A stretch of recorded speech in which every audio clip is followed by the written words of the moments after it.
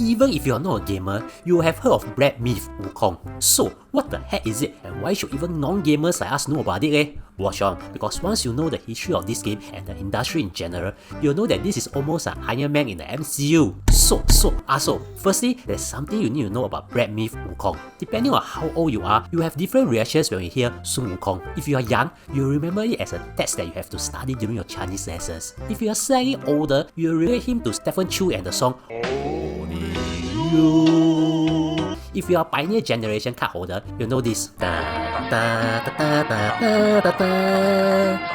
Sun Wukong is a character in the 16th century novel Journey to the West, which has a profound impact on the Chinese culture, even up till today. I won't touch on the storyline since you all should know about it. However, most of the adaptations of the novels are based on the novel itself, although they change certain parts of the novel. Like, for example, the popular Stephen Chu 1995 two-part film that was always aired on TV in Singapore during CNY in the past is a comedy based on the novel, whereby Tang Shan is so long-winded that even as of now, whenever I think of Tang Shan, I wonder if it's raining and whether I should take in the clothes. If you know what I mean, just like only you can know the joke in the comment section, you okay.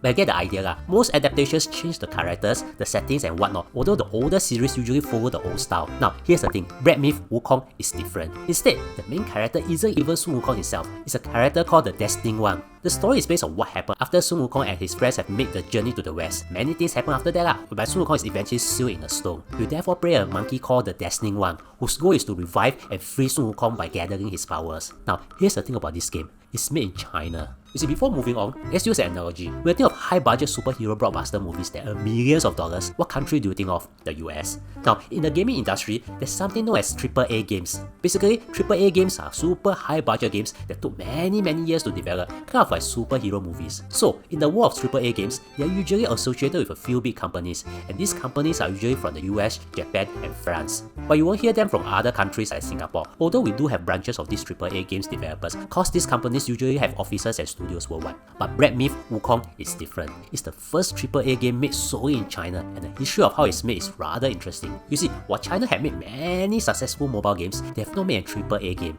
Yeah, so back in 2018, a small company made out of ex-Tencent Games employees started to work on Brad Myth Wukong, hoping to make the first made in China AAA game. In 2020, even when the game wasn't done, they released a trailer for the game, whereby their goal is to recruit more talents for the company. People love it and went so viral that people from other countries who have worked in AAA games even offered to apply for a Chinese visa at their own cost to work on the game. When it was released on 20 August 2024, it easily won the world, breaking any record you can think of and becoming one of the best-selling games, with many people praising its gameplay and graphics.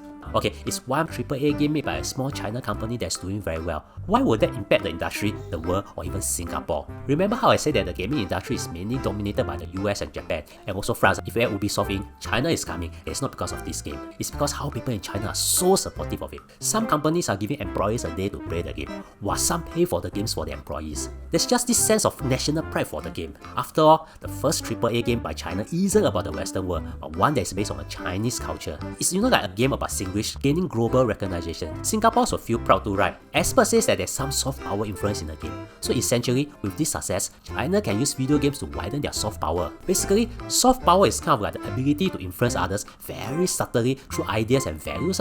Like with Brad Myth Wukong, we all might be more interested in Chinese culture. In fact, back in 2020, the producer of the game has said he hoped Brad Myth Wukong would be the beginning of a shared universe, kind of like how Iron Man was the beginning of the MCU. Now, will there be a change in the gaming industry and China's soft power's influence? Whether 10 years later we'll be playing as one of the past or not, it's hard to say. But one thing is for sure, it's safe to let your kids play any games without worrying that it will cause short-sightedness, cause TVs or screens don't directly cause short-sightedness. Watch this video and you'll understand. And thank you for spending almost 4 minutes with me. I really appreciate it.